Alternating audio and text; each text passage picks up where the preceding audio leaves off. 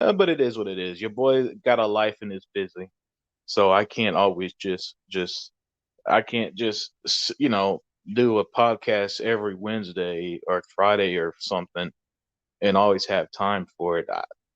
My schedule just pops in whenever. But anyway, yeah, welcome to the Unlimited Truth. And a good thanks to my brother E Rock X, because he's the one who gave me the name for this wonderful show. And as of right now, I'm going solo. So, if anybody comes in, I'll add it. I'll add them. Otherwise, yeah, let's do this. Um, Also, anybody's listening, if the background noise is too loud, let me know because it's a rainy day here in Houston. Nice cold rainy day, but it could be loud because I got the windows open, just enjoying the breeze and all that. Still, so the gaming, there's been some gaming topics coming up that I just flat out wanted to talk about, and let's start with the partnership between Microsoft and Sega. Now, I don't know if this.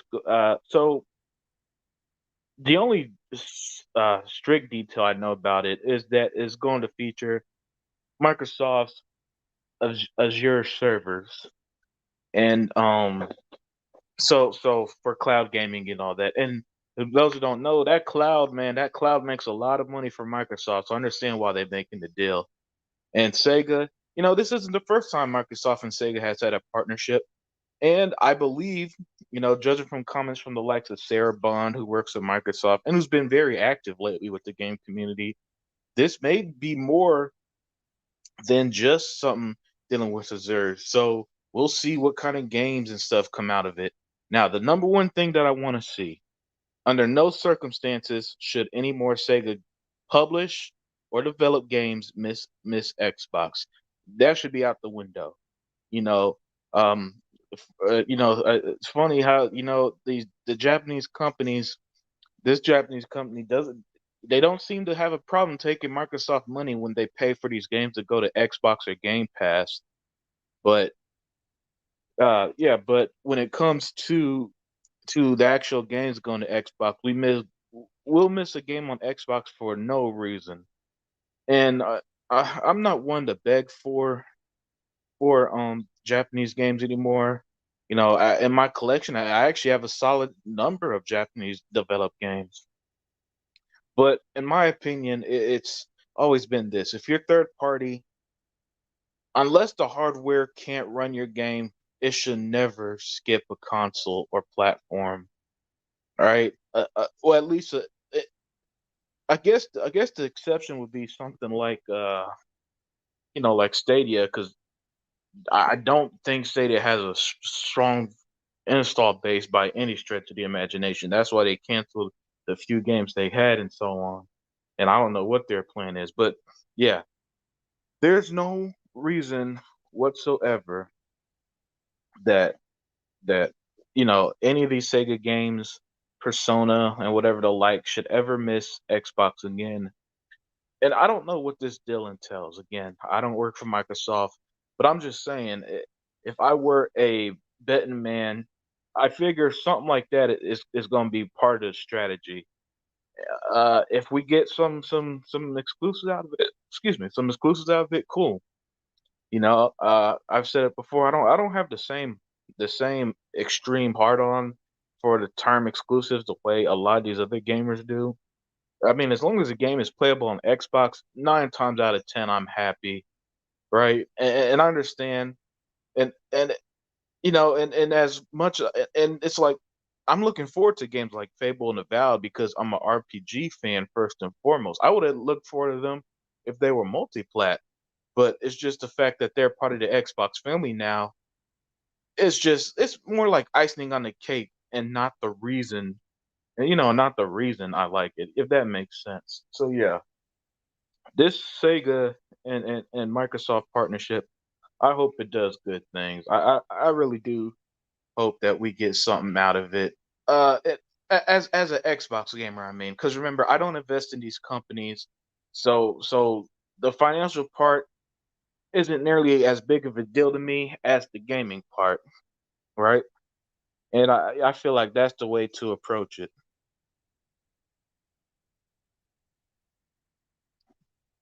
Um, and it, it, let me pivot to this. So earlier this week, and yeah, I made a video on it, but I kind of want to give further thoughts. I saw this crazy video of these PlayStation dudes in their Twitter spaces talking about how Xbox gamers. The fact that he was making fun of Xbox gamers for finding Halo Infinite fun, and it's like as long as it's fun, and it's like yeah, that's the point of video games. What you think? You think I want to play some depressing or some boring ass game just because they have pretty graphics? The fuck out of here. Get the fuck out of here with that. You look at a game like Metal Gear Solid at the time, freaking amazing graphics. As a fan of stealth games and open world games, I should have eaten that game up, but I was so bored with it. I mean, I was so bored with it that I was stunned like, holy shit, how am I not having fun with this game? It had these amazing reviews and all this stuff. And it's like, look, if the game ain't fun, if Halo isn't gonna be fun, that's where it's gonna die. It's not gonna be because of no battle royale, or because or the graphics, even though the graphics look great as it is. No, what will kill Halo, if anything, is if the game is fucking a chore to play. And especially as gamers get older and people have families, lives, jobs, careers, and so on, a game that's a chore to play is going to lose its luster fast. So, I have all faith in the world in 343. I'm making this I'm making Halo Infinite a hit. And again, if you have fun playing a video game, at the end of the day, this is entertainment, right? So, you know, I feel like anything else other than like huge technical issues I could understand, right? If the game don't work right, if and all that shit, cool. Yeah, yeah, you have the right to, even if the game is fun, you have the right to say it's trash. But I mean, do we get games that are that bad anymore? I can't think of too many games these days that release. Excuse me. I can't think of too many games these days that release to the point that it's unplayable. Um, the first half of last gen, yeah, that was an issue, but these days, I don't think so. I don't think so at all. So yeah, man, and so video games are meant to be fun at the end of the day. Back in the day when I was playing Sonic the Hedgehog on the Sega Genesis, I wasn't like, but yeah, the game is fun, but the graphics, man, the graphics should have been better. Why didn't they use that blast processor better? No, I played Sonic because it was a fun fucking game. Streets of Rage, I had a blast with that game. Those early Sega games and the early Madden, Sega sports games. I mean, freaking crazy, crazy fun times. And I've always been the type of gamer that's prioritized fun. If I have fun with a game, I can forgive other issues, right? Again, as long as a game ain't, is if as long as it's not like unplayably broken, which is rare. If the game is fun, yeah, I'm going to forgive some of its flaws.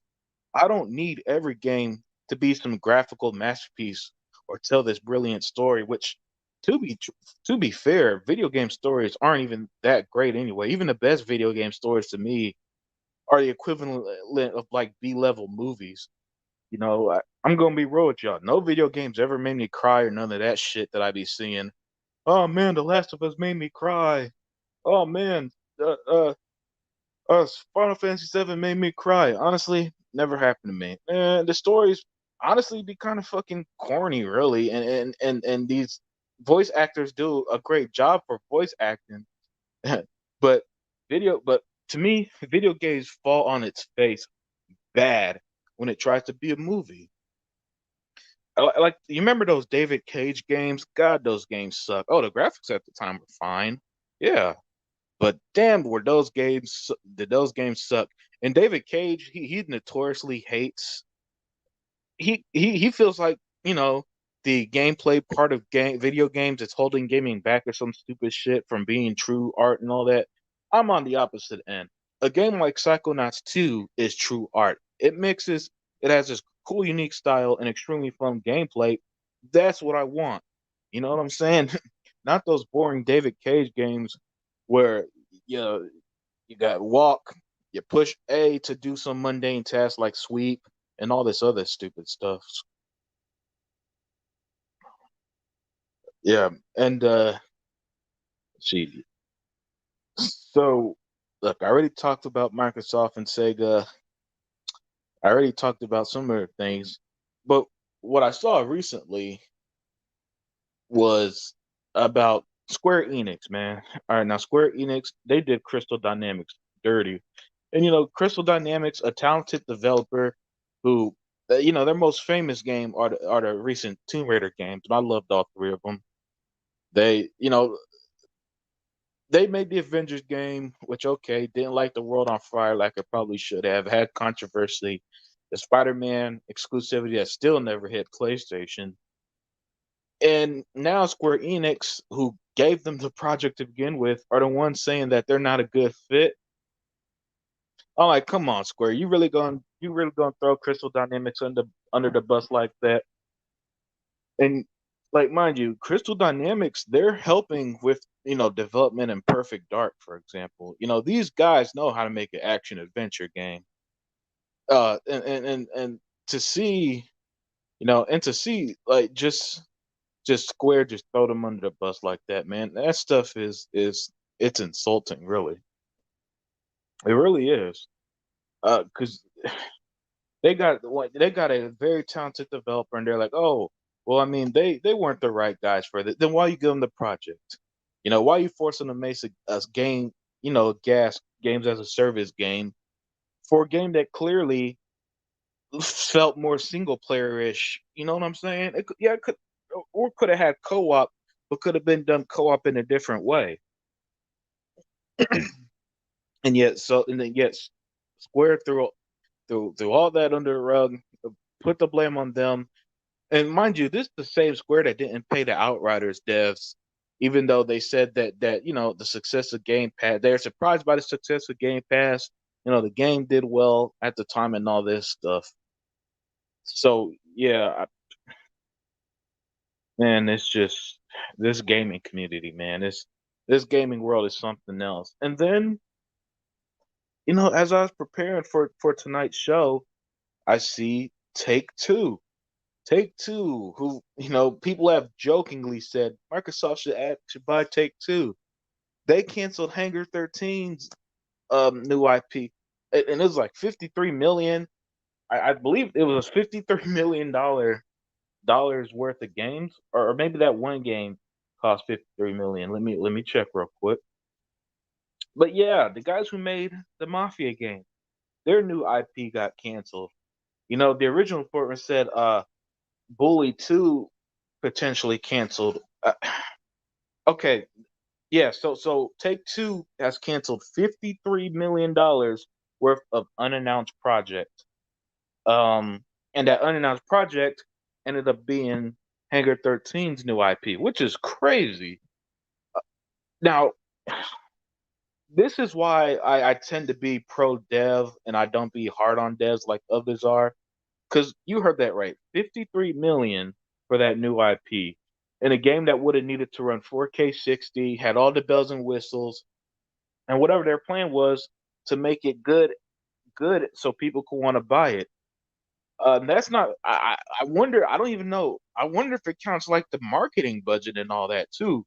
Because for those of you who don't know, marketing tends to take a big chunk of these production dollars as well.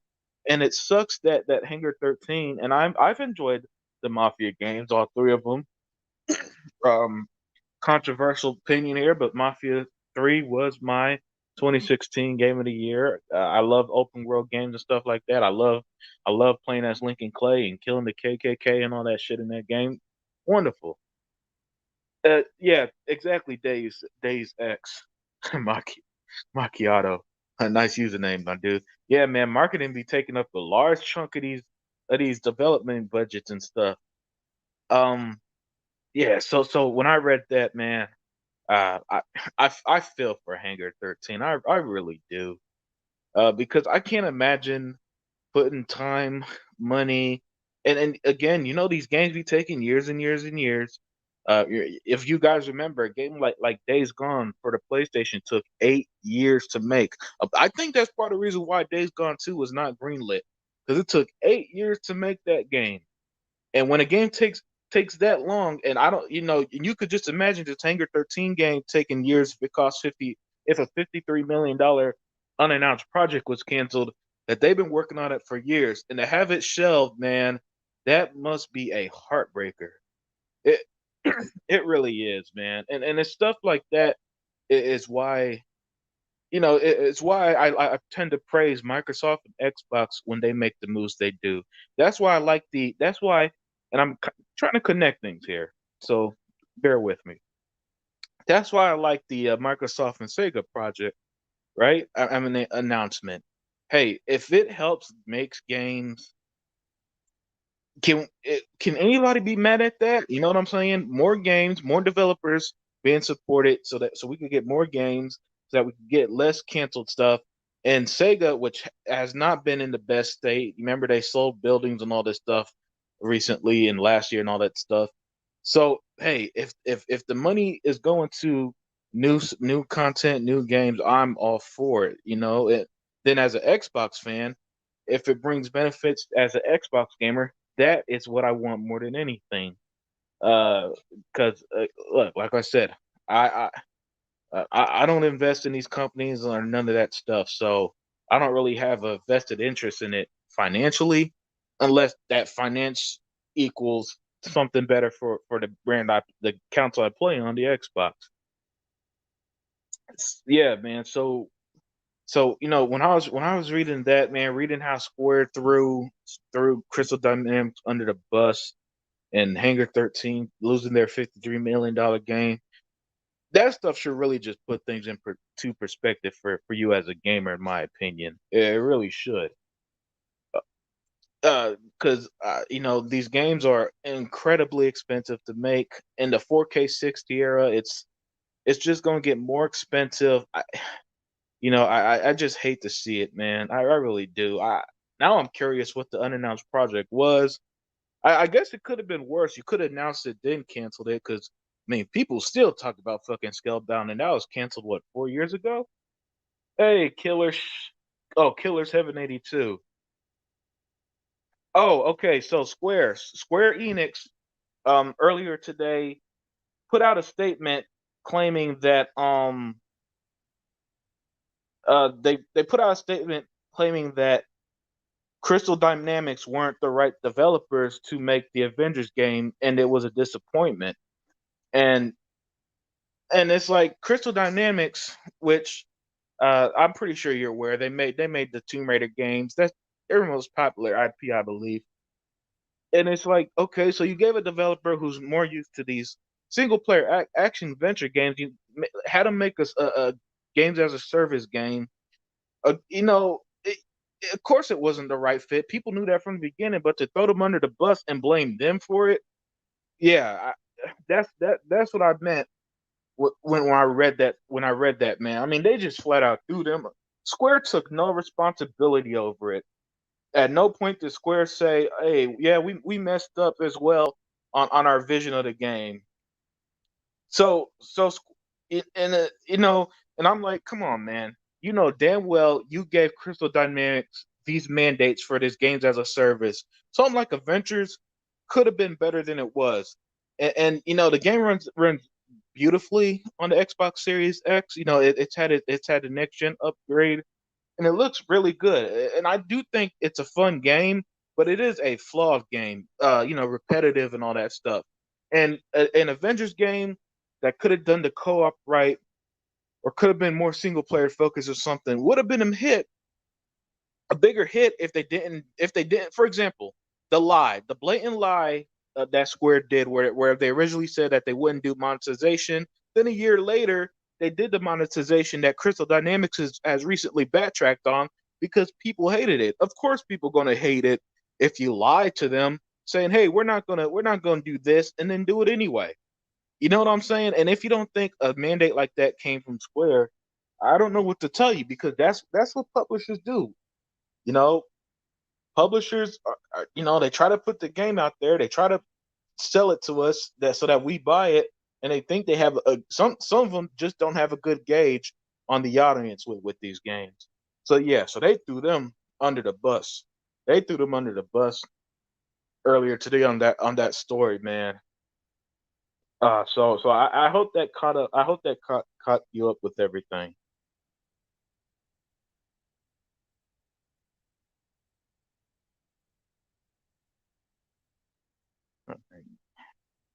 All right, give me a second. Give me a second. I finished Guardians of the Galaxy. Yeah, exactly. Guardians of the Galaxy is what the Avengers should have been. Um, I I bet I got the game as well and just started it, and so far, yeah, it's very fun. And people who've finished it have said great things about the game. Uh, some have even said it's one of their favorite games of the year. So I can't wait to get deep into the game. But yeah, that and it's funny because you think the co-op game would be the Guardians game, given how they're more of a family. But making letting you play as Peter Quill and then control the others, that actually ended up being a good idea. So I don't know if just they just learned from the Avengers, or if that was the plan from the start. But yeah, if you're gonna let Crystal Dynamics make more superhero games, go Guardians route, because people are loving it. And I see. I don't root for games to fail. I want games to do as great as possible, especially games that I like. And I'm a big comic book fan, superhero fan. So seeing Guardians of the Galaxy succeed is is exactly what I want to see. And yes, I do hope they deliver with the new Perfect Dark game. Now that they're co-developing it with the initiative, maybe Microsoft, Xbox buy Crystal Dynamic. Yeah, I'd be all for that. Phil Spencer did say that they're not done acquiring studios. So hey, I'd be right with you, jumping in the air if that happened.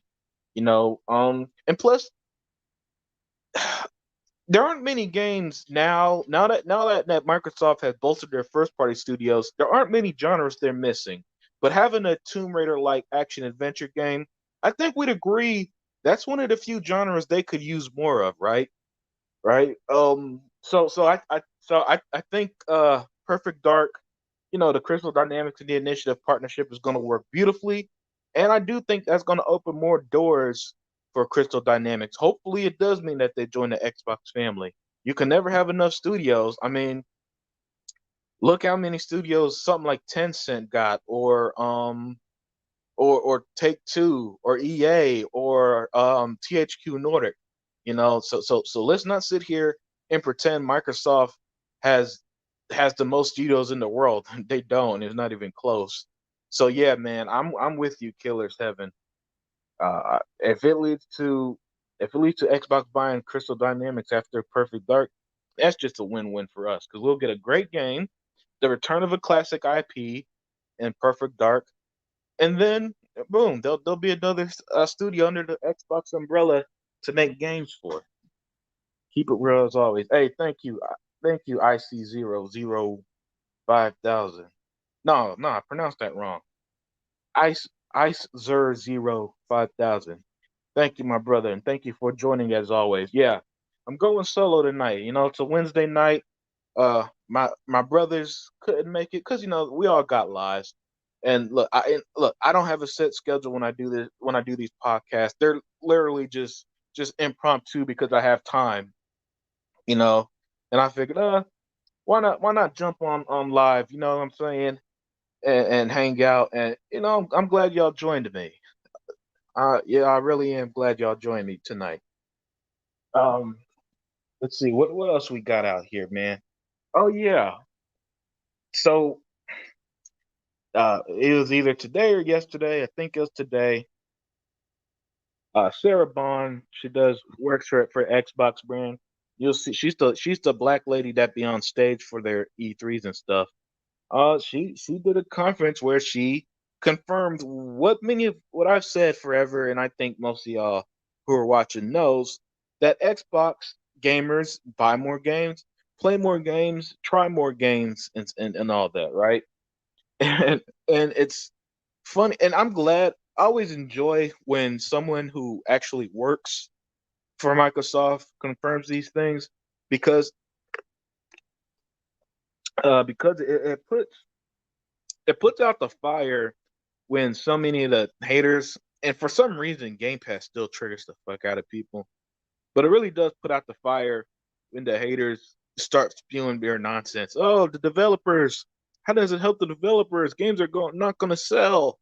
Now now the lie that they do now is that they'll do the UK charts, and the UK charts are physical only.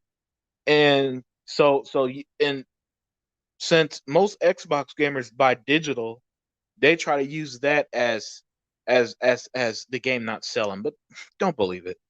You know, I'm around the Xbox community. People like me who buy physical, man, we're dinosaurs, and I buy physical because I'm a collector.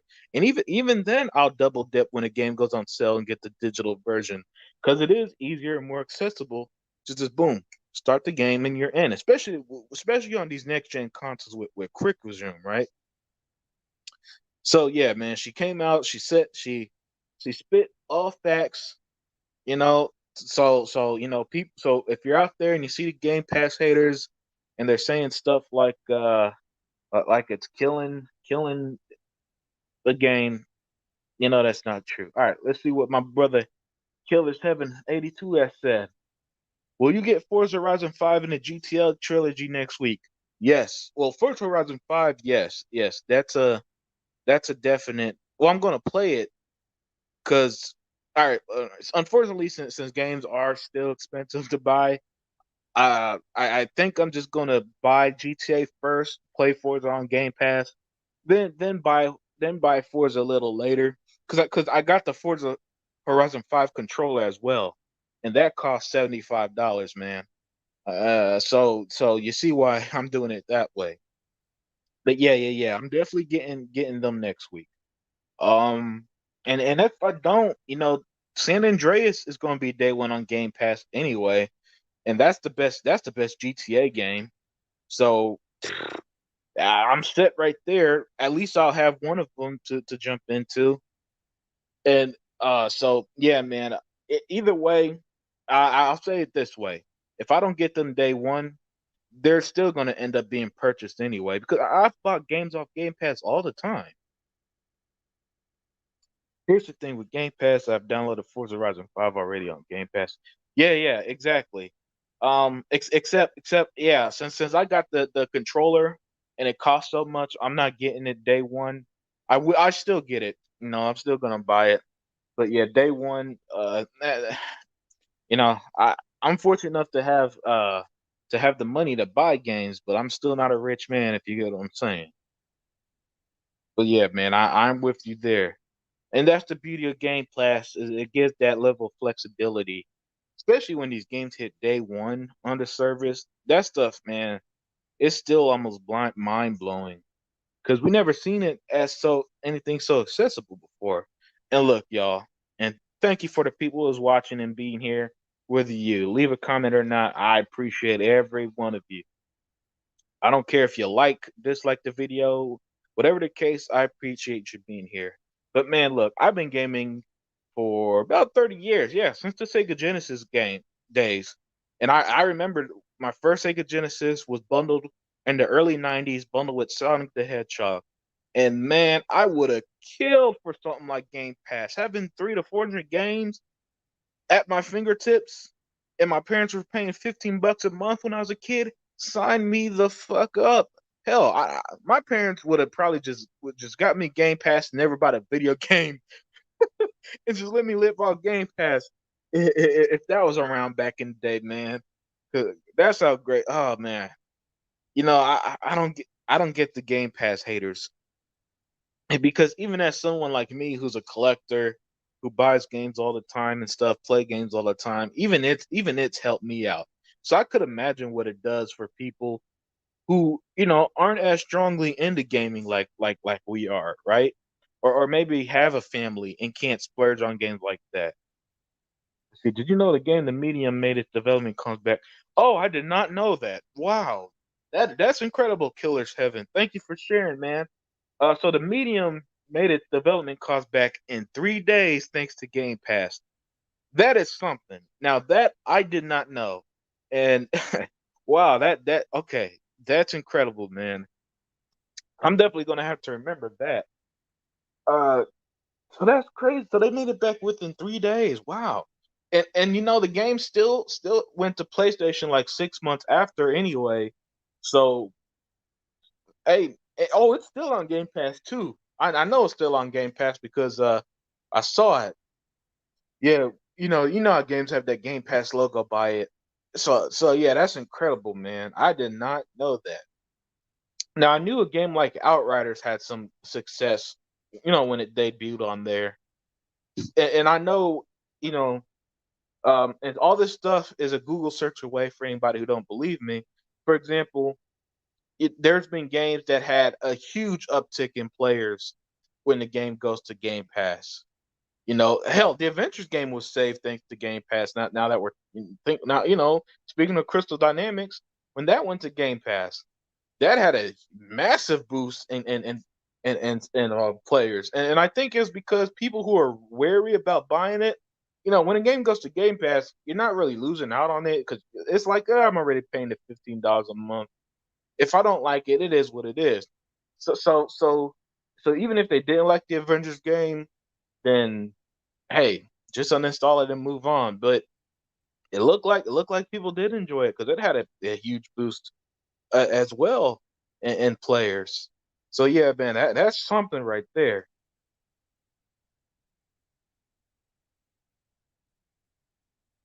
That is something.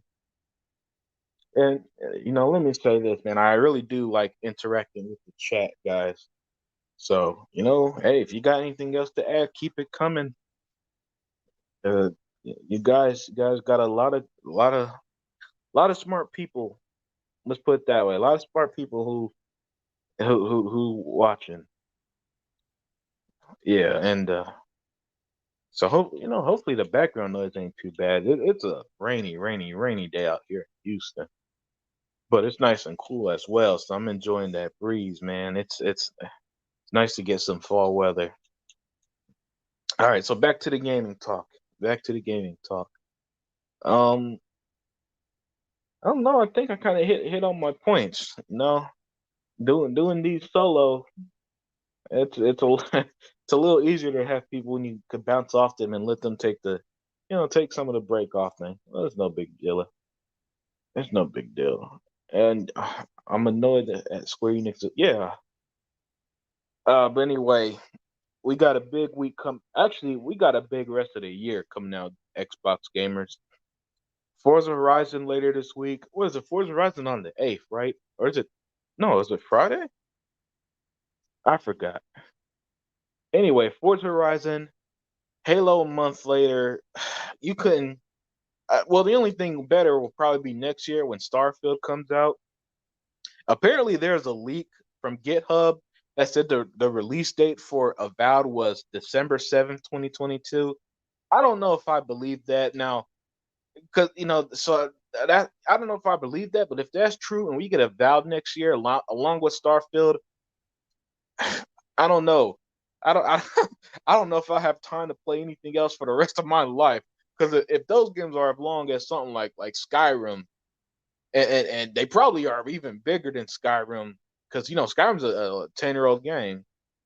That's going to be some time consuming game, especially for someone like me who's a big RPG fan, man. And I be putting in them hours in those games. I be putting in hours like crazy, and so a good RPG.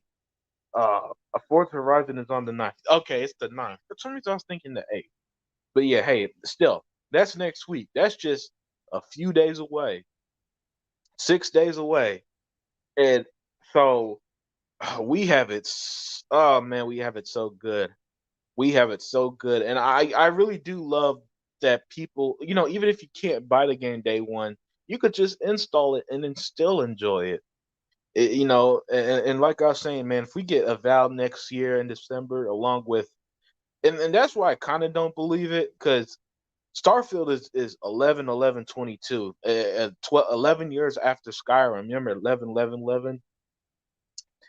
And I think they're gonna market that as their big holiday game next year. Eh, About along. Oh yeah, yeah. I could imagine. Hey, I can definitely imagine the meltdown. Uh, and then, and not only that, the company they worship, they tend to release their games early in the year. That's why they don't have nothing right now, and that's why they're talking about Xbox. So I could imagine next year, if we by some grace get Avowed and Starfield a month apart, like we do with Forza and Halo this year, next next holiday, oh, it's gonna be game over. It's gonna be game over. Oh man. Ah. Oh, geez. Oh, that's gonna be great. I hope it's true because I'm looking. Y'all don't know how much I'm looking forward to a game like Avowed, man. Y'all just don't know. Avowed, like my top four were Avowed, Fable, Starfield, and The Outer Worlds 2, right? And that's been announced at least because there've been a lot of Xbox games announced, but they're just, but a number of them years away. Oh, that's right. How can I forget this? Obsidian, the developers of Avowed and the Outer World, they said that they want to release a game every year for the next 7 years. Which, if they pull that off, that'll be incredible. That might be a bit of a stretch, but let's say that they do somehow put out Avowed next year, the Outer Worlds 2 2023, whatever they have unannounced, because they are working on an unannounced project 2024 and so on. Would you say that they're Xbox best developer? Let's see, maybe yeah, Hellblade 2 and Fable. Yo, if those games have release dates next year, 2022, can we say that would be the best year Xbox has ever had? I mean, you end the year with Halo, so you start off 2022, you get Redfall from the developers of oh man, I am having a brain dead moment here on who the developers of Redfall is. But they made this Arcane. You get Redfall, you get Fable, you get Hellblade 2, you get Starfield, you get Avowed. That that would be something, man. That would be a year. That year would probably be unmatched because I can't think of, even at the height of the 360 days, I can't think of a year that would be that big. Can you? Um, and look, I've been gaming for a long time, and I'm sitting here trying to think, and I know there's been some great years throughout Xbox history. Um, I like 2007. I remember that year we had Bioshock. You remember Bioshock was on Xbox first, I believe it's for a year. Mass Effect before EA purchased them. I don't know why Microsoft never got Bioware, but yeah, Mass Effect. That was the year like those games. Halo 3 in 2007. So 2007 was what was I remember that game that year being like a master class of like holy shit, this is Xbox right here. And so if we could get something like that in 2022, yeah, that would be something, man. That 2007 would be the only year I could think that could match something like that, man. Really? Uh, yeah. So hopefully we get that lucky. Hopefully we get that lucky. You know what I'm saying? All right. All right, everybody. I think I'm going to close it there. Thank you for joining. Thank you for watching. Thank you for commenting. If you liked the video, if you disliked it, I'm still gonna thank you anyway. The point is, you came to my, look, my show is, I don't get it. How can you be so hyped for a Valkyrie? Hey Lord, I got more than one gamer tag. That's why. Yeah, man. So the one that you usually see, the Juggernaut, that one is from, I want to say 2012, right? And so that's one that I use when I record my gameplay and stuff. And then I got another one that I use privately that I've had since 2006 or seven. I've had that one. I had another one for a longer time. Yeah, so I got more than one gamer tag. And then on PS Now, I used to I used to have one. Then I for some reason I couldn't remember it. Then I changed it, but but by then I haven't really played PlayStation like that. But yeah, so on Xbox I've got more than one gamer tag. So that's why, yeah, that's why things are so lopsided on the when you look at my, the one that I use publicly and one I use privately. Yeah, yeah. Yeah, exactly, man. Cause I don't know about y'all, but like for example, me and my brother. Now my brother, he's mostly a PlayStation guy now, but he but we used to share the same one on the 360. But in the PS4 era, he had an Xbox One, but he went from Xbox One to PS4 because all his friends were on PS4. And so and so since then I'll use, now I just use the both. And then when I record gameplay or something, or if I ever leave my gamer tag that you see publicly, it's the Juggernaut one. And I did that, so I figured, hey, um your boy, if I'm going to do this YouTube thing, I still feel like there should be a sense of privacy, right? And like you could hit me up anytime on matter of fact, I'm gonna put my that gamer tag Juggernaut one on in the chat. Hold on. Oh, here it is. Yeah, so if you could, that's the one that I use publicly. That's the one that you'll see in my videos and stuff. So you could hit me up anytime on that one. Do you sign in using different controllers? Yes, yes, I do. Yeah.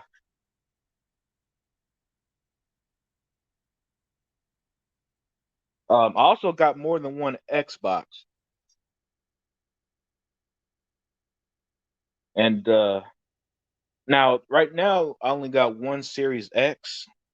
So eventually, I want to get the Series S and then use my other gamer tag on that one, because I think that one I got on the in my room, and this one I got out here, if I remember correctly. Gears is my favorite Xbox franchise. There's no way I will skip any on any Xbox. Yeah, yeah, Gears is pretty amazing. Yeah, I love Gears of War, and somebody just added me. That's what's up. And let me add them as friend.